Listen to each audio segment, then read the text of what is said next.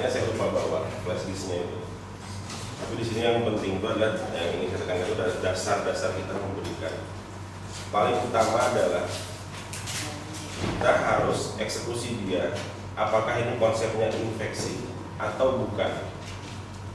Itu yang paling dasar yang harus saya ingatkan. Pastikan ini adalah infeksi. Infeksi yang mana? Infeksi bakterial. Kira-kira kalau kita lihat dari sifat viral dan bakterial itu kan dari anamnesa itu sudah jelas.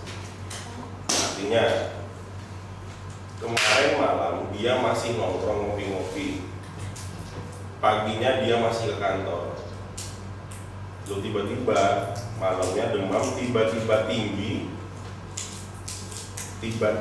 tinggi, jadi dia dari orang baik-baik saja. Maka itu pikiran kita sudah viral dulu. Viral, nggak ada bakterial bisa secepat itu. Contoh paling gampang apa? Influenza. Yang paling gampang. Lihat kalau dia pilek seperti apa, ingusnya bersih, jernih, viral. Ya, ini kalau bakterial itu dia tidak mungkin kita langsung assess di hari pertama dia datang, demam hari pertama langsung akses bakterial, itu hal yang tidak mungkin. Terkecuali, nah contoh misalnya dari bidang gigi kan, pasti sudah tidak nyaman sampai dia menyerah baru dia datang ke dokter gigi. Itu artinya pada bakterial yang menghasilkan gas, nyeri jadi dekat. Kalau kita selama ini kan, kalau saya kembalikan ke arah BPJS, kalau kita bicara BPJS atau bicara kalau dulu itu INADI katanya terus inasi biji, itu semua sama loh ya. Artinya tidak ada terapi tanpa diagnosis. Kita tidak memilih infeksi apapun, ujuk-ujuk dia ada antibiotik. Kalau kembali ke situ, maaf, yang bayar siapa?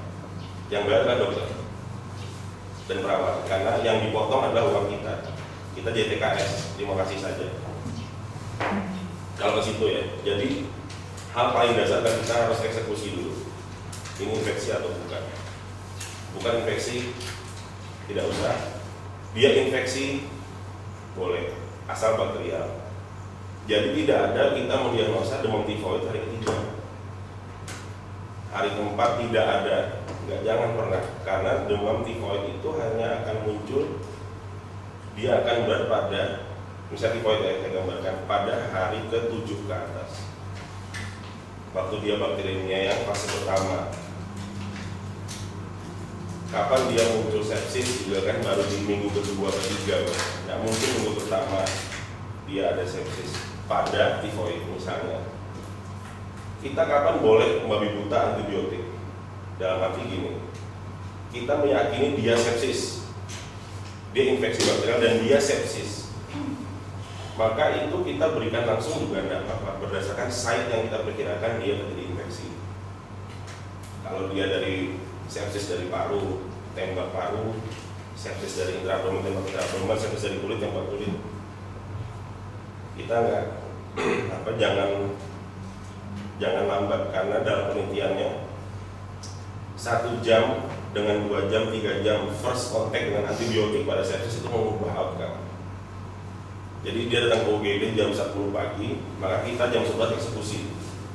Kalau masalah resisten, dalam tanda kutip, ya maaf ya, jangan takut, karena resisten itu akan terjadi selama hitungan pemberian antibiotik jangka panjang, bukan 3 hari. Jadi kita punya selama 3-5 hari untuk eksekusi. Ternyata ini bukan infeksi, ternyata ini bukan sepsis, ternyata hipertiroid misalnya, kita aneh-anehnya gitu ya, ternyata hipertiroid, ya sudah lepas dulu, selesai. Jangan takut dia jadi resisten, karena resisten itu kan butuh banyak cara. Artinya mulai dari modifikasi DNA-nya si bakteri, terus dia harus berikatan dengan bakteri temannya sehingga timbul. Tapi dengan cara-cara kita seperti ini, kalau kita langsung bawa antibiotik, itu ngeri, bisa terjadi. Apalagi infeksi paru yang kita masih ada otaknya mikir TB. Infeksi paru, otak kita ada TB-nya, masih pikiran kita kok TB-nya ini ada. Kita berikan misalnya golongan fluoroquinolone, itu kita dosanya besar. Karena fluoroquinolone itu obat yang sangat poten terhadap BTA dan gejalanya akan hilang. Kita akan sulit mengambil diagnosisnya.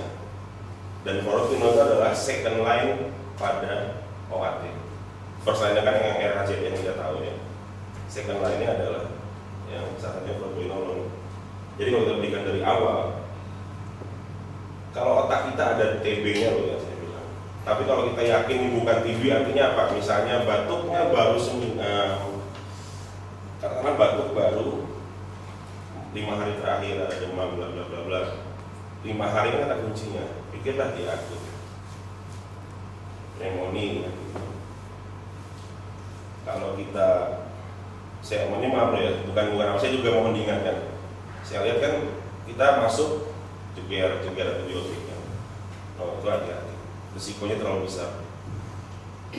Terus di sini yang ingin saya tekankan yang banyak kasusnya adalah pada infeksi paru ya. Infeksi paru itu kita harus bedakan ada tiga. Ada 4 maaf. Infeksi paru 4 itu kita pastikan. 1, anamnesa. Ini pasien dari mana? Ini pasiennya di rumah saja. Dia 5 hari terakhir demam dan batuk, apalagi batuknya berdahak. Maka itu adalah sebuah community acquired pneumonia. Artinya pneumonia didapat dari komunitas dan lingkungan di jalan. Yang kedua, ternyata ini pasien sudah dapat antibiotik di tempat lain dirawat, misalnya dirawat di puskesmas yang ada perawatan. Dia sudah dapat antibiotik bla bla bla bla. Maka kita, apalagi dia dari rumah sakit lain ya, maka pikiran kita adalah itu adalah HAP, Hospital Acquired Pneumonia. Jadi batasnya gini, pasien itu masuk hari Senin tanggal 1 ya, Senin tanggal 1 jam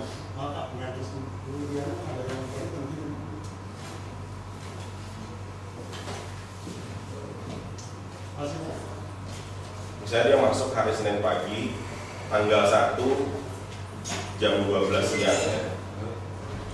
Maka kita bila dia terjadi demam dan batuk itu setelah 48 jam pasca admisi, maka kita berpikirlah dia adalah Hospital Acquired Pneumonia, bukan CAP, karena dia demamnya terjadi setelah dirawat di rumah sakit. Batasnya 48 jam. Jadi dia maksudnya Senin tanggal 1 dia masuk jam 12. Maka kita boleh mendiagnosa itu HAP bila demamnya setelah tanggal 3 jam 12. 1, 2, 3, 48 jam itu HAP. Oke, dan yang ketiga adalah HCAP, Healthcare Associated Pneumonia. Di sini adalah pasien-pasien yang mendapatkan pneumonia itu dari pasien yang perawatan jangka panjang. Misalnya akan kita singgung pasien HD rutin terjadi pneumonia, itu HCAP, Healthcare Associated Pneumonia. Atau pasien rutin atau pasien dari perawatan di puskesmas ya dapat antibiotik dalam 90 hari terakhir, itu HCAP. Dan yang terakhir adalah VAP, Ventilator Associated Pneumonia. Itu juga sama, 48 jam pasca intubasi.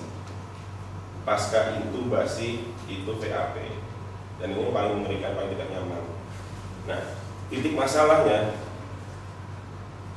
kenapa dibagi dari 4 hal itu menjadi penting kita dalam diagnosa? Yang paling utama adalah 1, dengan adanya 4 diagnosa pneumonia itu kita bisa membedakan kira-kira kumannya yang mana.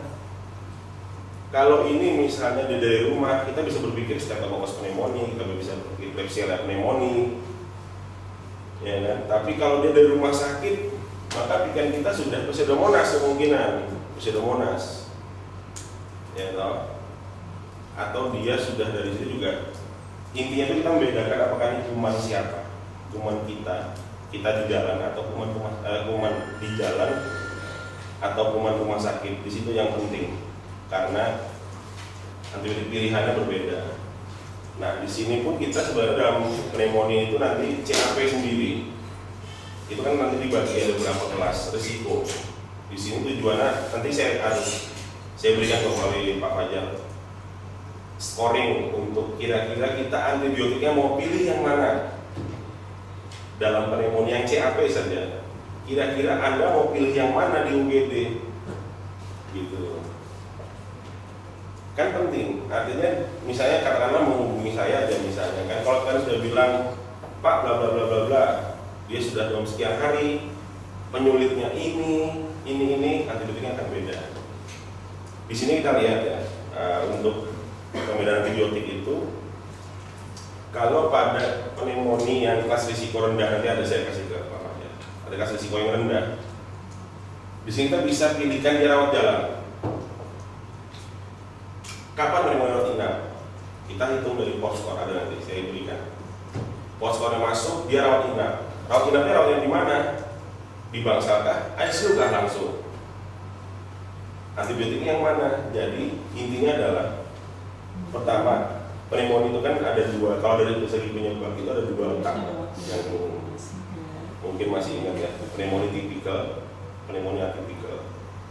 Pneumonia tipikal itu disebabkan oleh kelumpuhan yang tipikally yang pneumonia, artinya pemeriksaan fisiknya demamnya khas betul-betul sampai 3940, batuknya khas berdahak sekali, terus dari ronsennya ketahuan ada satu lobus yang kena, yang istilahnya ada infiltrat.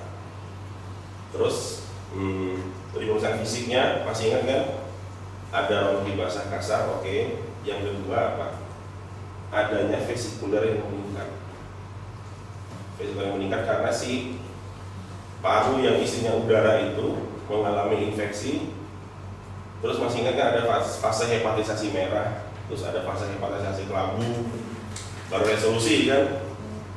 Paru itu memadat, jaringan padat itu lebih mudah untuk menghantarkan suara.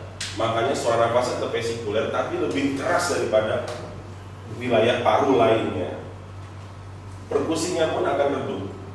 Itu pneumonia tipikal.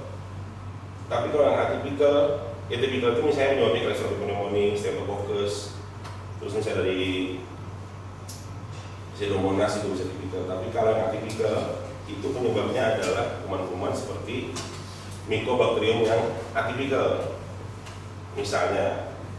Nah, dari hal itu, makanya kita memberikan antibiotik itu dalam infeksi paru itu biasanya kombinasi. Karena jarang pasien itu betul-betul datang dengan tipikal, itu jarang. Coba aja ingat-ingat dalam memori kalian. Apa pernah kita dapatkan yang tipikal murni? No, saya nggak jamin. Pasti dia geges-geges nggak enak, parunya juga nggak begitu jelas. Makanya kita berikan pasti cephalosporin generasi ketiga kombinasi dengan, ada yang ingat? Macrolide generasi baru, azithromycin. Itulah yang untuk kuman atipikal yang kita tidak bisa menjamin dia ada atau tidak, karena itu di kultur sangat sulit sekali. Kalau cuma Klebsiella pneumoniae mengkultur urusan gampang, 3 hari bubar.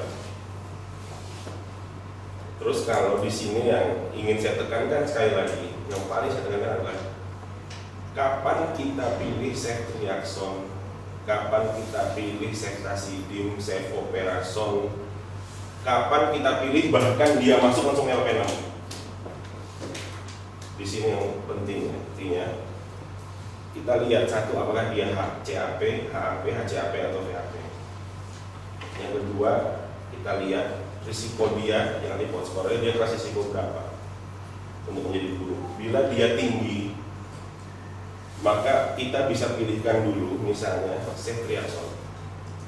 Dia cephalosporin golongan 3 generasi 3 yang tidak ada aktivitas anti Pseudomonas. Ya, kalau kita langsung berikan ceftazidime, cefoperazone langsung dari awal tanpa indikasi, ya maksudnya tanpa indikasi kuat, itu kita rugi di masa depan. Di masa depan ada apa-apa, kita punya senjata apa lagi? Tidak ada senjata apapun, makanya disayang-sayang itu barang. Apalagi ternyata kita nekat blok-blokan vankomisin mainannya. Wah itu kalau residen dipecat itu. Nah, itu hal yang paling gila yang paling kita kerjakan. Bahkan kalau kita di rumah sakit maju yang sudah ada kultur, kita bisa bikin pola kuman kita sendiri seperti apa. Jadi kita bersepakat semua pasien masuk butuh antibiotik, maka bulan Januari sampai Maret gunakan ceftriaxone. April sampai Juni gunakanlah ciprofloxacin misal supaya nggak resisten sesuai dengan pola yang kita miliki. Jadi yang penting adalah pilihkan yang benar.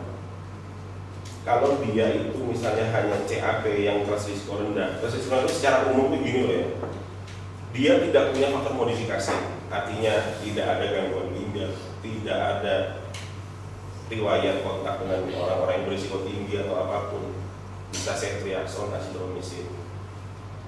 Kita agak ragu dia lebih tinggi lagi sedikit, kita bisa berikan misalnya mau ceftazidime, cipro. Ini non TB ya, yakinkan ini bukan TB. Ceftazidime, cipro. Meskipun petunjuknya adalah levofloxacin. Ceftazidime, levofloxacin, ingat itu. Kalau dia sepsis, nah ini khusus pada sepsis ya. Masih kan nggak kira sepsis itu apa? Satu ya, artinya dia ada nadi yang lebih dari 90. 2 respirasi lebih dari 24. 3 suhu lebih dari 38,5 atau kurang dari 36. Terus akal leukosit lebih 11.000 atau kurang dari 4.000, maka itu pikirlah sepsis. 2 dari 4 masuk itu sepsis. DD terdekat apa? Dehidrasi. Dehidrasi juga demam. Terus leukosit juga tinggi. Dehidrasi tinggi karena ingat angka leukosit adalah kepadatan leukosit sebenarnya 11.000 per 11.000 sel per mm3. Jadi kalau dia airnya kita kurangi, dia makin padat. Airnya juga bisa tinggi sampai 11.000. Tapi kita nggak yakin. Ya katakanlah kita beri antibiotik nggak apa-apa. Eksekusi dulu ya sudah, mau sepsis silakan. Mau dia sepsis sekalipun, terapi utamanya tetap rehidrasi. So nggak ada bedanya. Disitulah keyakinan kita. Ini eksekusi, ini sepsis atau dehidrasi terserah. Yakinkan. Tapi kita nggak yakin masuk antibiotik, cepat dieksekusi dalam waktu 3 hari kita sudah eksekusi. Ternyata ini bukan, cabut antibiotiknya, nggak akan resisten. Kalau kita ragu sekali, tapi kita yakin nggak apa-apa.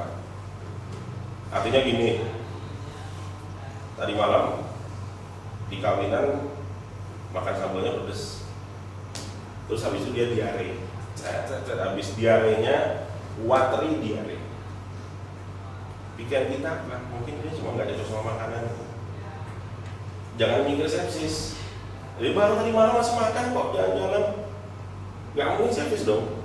Dia dehidrasi habis-habisan. Sama juga dengan intraabdomen.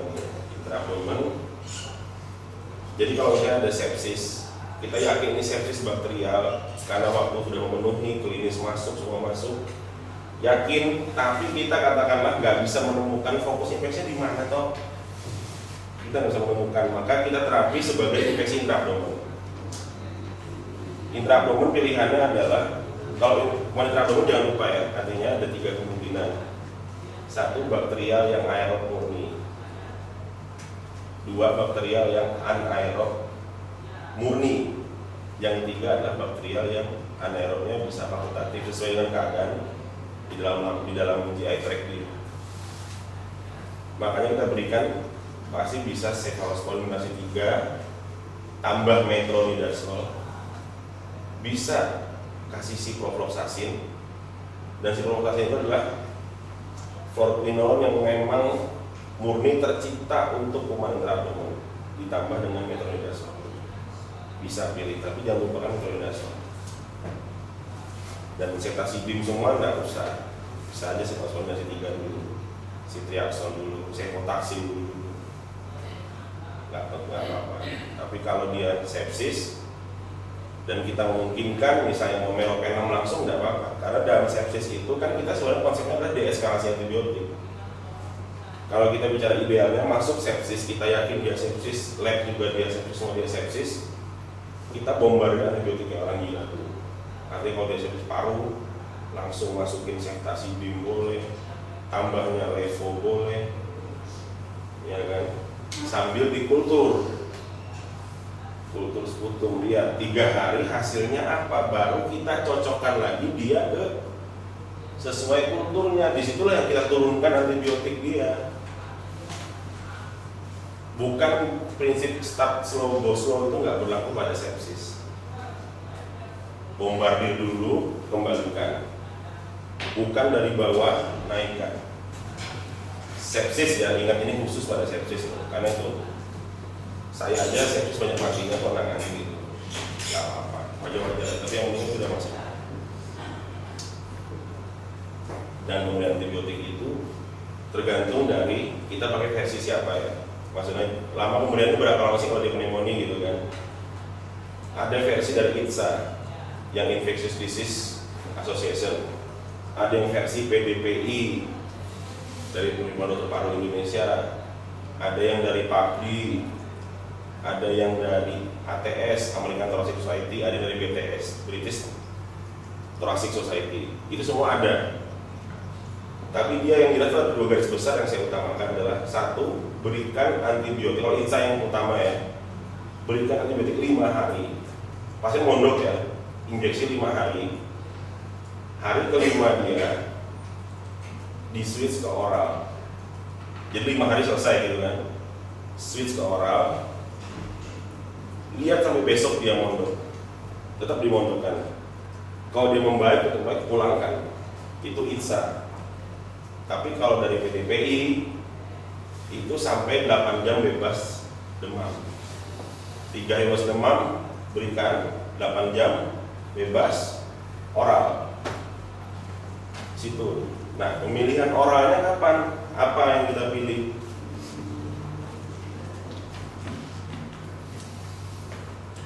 Di sini ada tiga cara ya. 1, terapi sekuensial, switch over atau step down.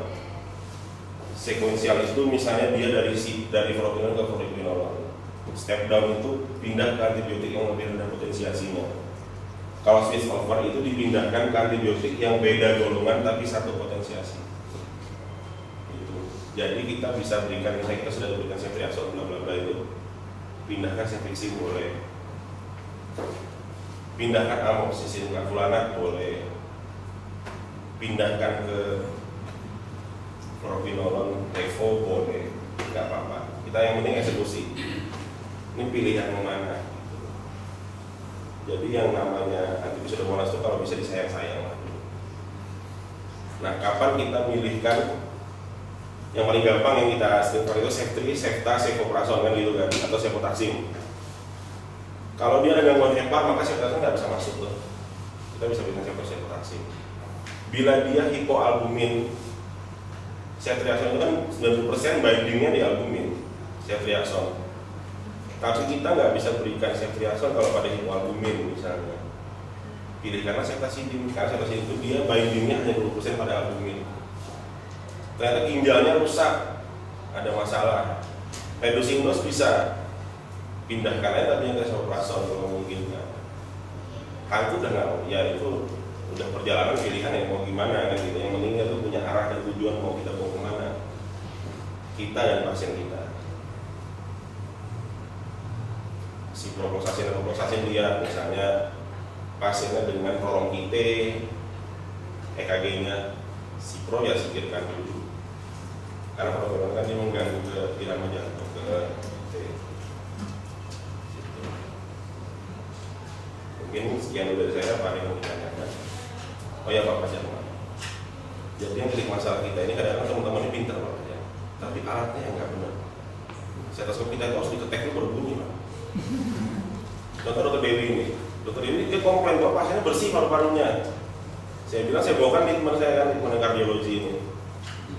Dengarkan, ternyata ada. Loh, maaf ya, kalau guru saya itu ganas ya, guru saya itu ganas. Bajai sama Mercy itu beda Mas ya. Ya beda.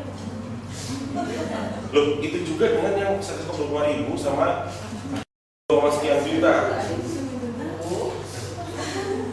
Jadi dalam kesempatan ini Pak Wajah. Jadi gini Pak Wajah, usul saya itu kita sediakan lingkungan by name. Jadi tanggung jawabnya jadi bukan di ruangan Pak, bukan stetoskop treatment ditaruh di Mawar, di UGD, no. Tapi ini punya Dokter Diana, tanggung jawab beliau. Ini punya Dokter Nani, tanggung jawab beliau. Loh, ini beneran loh. Karena itu penting apa? Sering dilaporkan bersih, ternyata saya dengarkan ulang bas-bus bunyi gitu. Itu guru saya itu bilang Mbak Jaya Mercy itu beda. Mungkin kalau Dokter Ayu sama Dokter Dea ingat Dokter Parlin ya. Nah itu yang bilang sama saya itu. Saya pakai stetoskop anak yang harga 5 ribuan, diketek tangan saya sama beliau. Karena saya bilang apa? Parpolnya bersih dokter. Mbak Jaya sama Mercy itu beda. Dan kamu gak usah kesini lagi kalau masih bawa barang kampung seperti itu. Yang masih ganas-ganas, beliau masih sekolah itu soalnya. Lagi saya sekolah di sana. Beliau masih pendidikan, jadi masih setting karena maklum. Sekian, assalamualaikum warahmatullahi wabarakatuh. Kalau di UGD kita dapat pasien misalnya ini asma, ini PPOK. Kalau dia asma dan PPOK itu dibedakan. PPOK SS basi akut pun dia akan seperti asma. Ada bising segala, tapi harus diingat kalau masa anak-anaknya baik, masa asmanya baru muncul di geriatrinya dia, sedangkan pada geriatri sistem imun udah jelek. So mungkin kita lihat dadanya sudah panjang, ini sudah tong, perkusi hipersonor, pikirlah ini PPOK SS basi akut. Jadi PPOK stabil mengalami infeksi sekunder. Dan jangan pernah dinebul pakai salbutamol sendiri. Salbutamol adalah beta 2 agonis. Beta 2 agonis. Jadi dia ke reseptor beta 2 di nervus. Kalau kita ini masuk suplemen yang biasanya kita tahu secara umum itu kan atrofen gitu kan. Atrofen itu kan isinya ipratropium bromide yang anticholinergic. Di mana kita lihat bahwa reseptor M1 dan M3 yang kena pada PPOK. Maka kita berikanlah anticholinergic, reseptor muskarinik, atrofen. Boleh nggak kamu salbutamol? Boleh, tapi jangan lupakan itu ipratropium bromide. Saya lihat di nebul pakai fentanyl itu nggak kelar masalah kita ya. Karena kita nggak punya itu, suruh Pak Edo aja beli nanti waktu itu. Oke, terima kasih.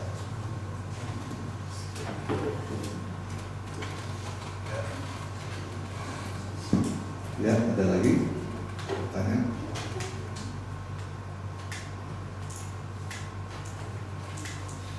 Susin.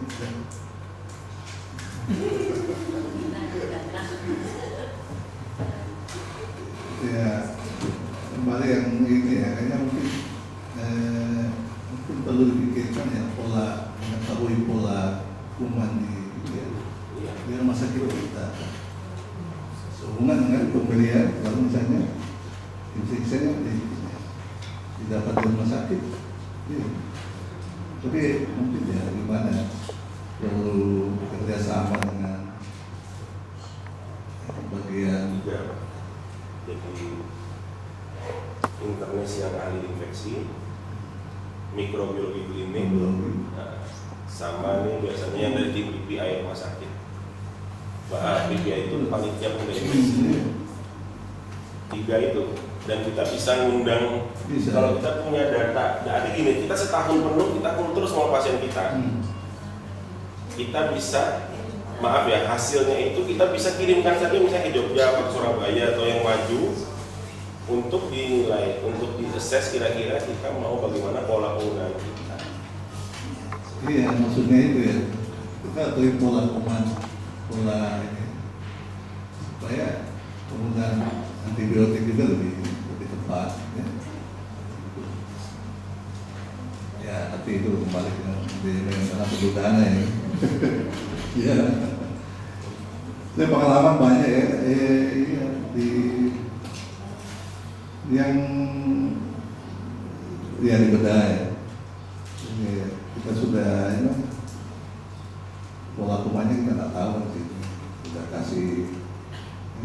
beberapa sudah resisten ya. Infeksi udah ganti, nggak membaik juga rupanya. Ya. Soalnya ngomong tunggu kultur yang lama ya, berapa lama kalau kirim ke Banjar?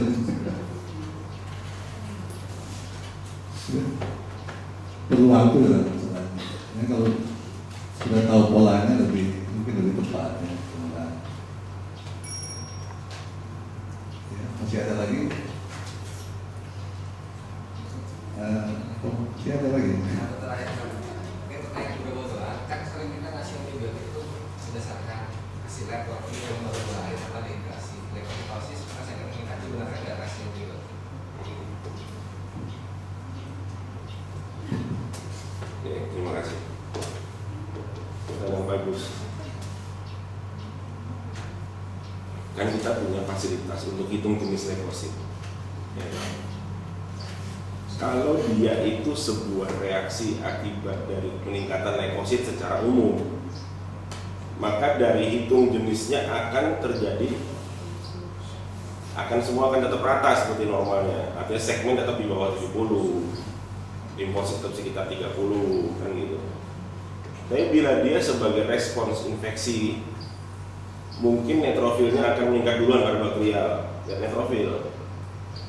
AL-nya normal, 11.000 aja atau 10.000 aja, tapi ternyata dia dominasinya di segmen polimorf nuklear di neutrofil. Maka itu sendiri mungkin kita sudah ke arah infeksi. Tapi pada kasus-kasus trauma pun kadang-kadang bisa neutrofil yang meningkat karena inflamasi total.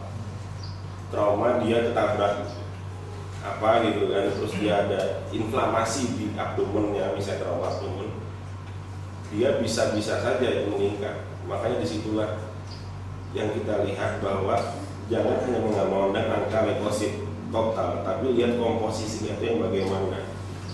Karena komposisi menentukan hasil. Ternyata neutrofilnya tinggi sekali, terus limfositnya rendah sekali. Pikirannya apa kira-kira?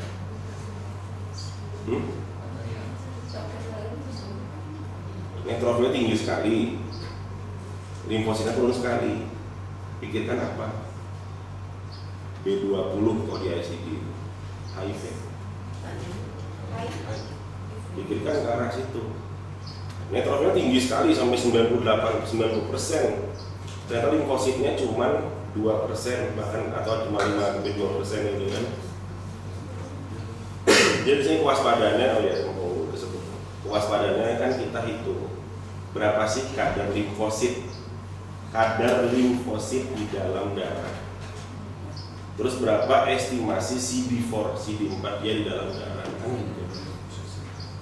Kalau pasiennya kurus, hancur, TB, lihat kadang-kadang limfositnya itu turun. Limfosit turun itu totalnya berapa? Kalau CD4-nya itu sampai di bawah 500, pikirkanlah ini ada sesuatu yang membuat sistem imun dia rusak. Saya masih ingat ya, sistem imun itu ada sistem imun humoral dan seluler. Kalau seluler itu siapa sih pertama kali? Neutrofil. Artinya tentara-tentara cuma secoret di sini, ya kan? Tapi beberapa virus, beberapa bakteri seperti BTA TB sendiri, dia juga bisa menghantam limfosit. Makanya di negara-negara maju seperti Eropa atau Amerika, pasien TB langsung screening HIV. Karena TB dan HIV itu berdekatan. Dan mengingatkan juga, HIV itu bukan penyakit asing. Dia sudah di sebelah kita. HIV itu. Apa kita ada screening HIV pada transfusi darah di sini? Saya nggak tahu ya, tapi hati-hati juga kan. Terus di Banjarmasin perilaku seperti apa? Jadi itu bukan barang jauh, HIV itu bukan barang jauh, bukan barang asing, kita karena kewaspadaan kita. Oke.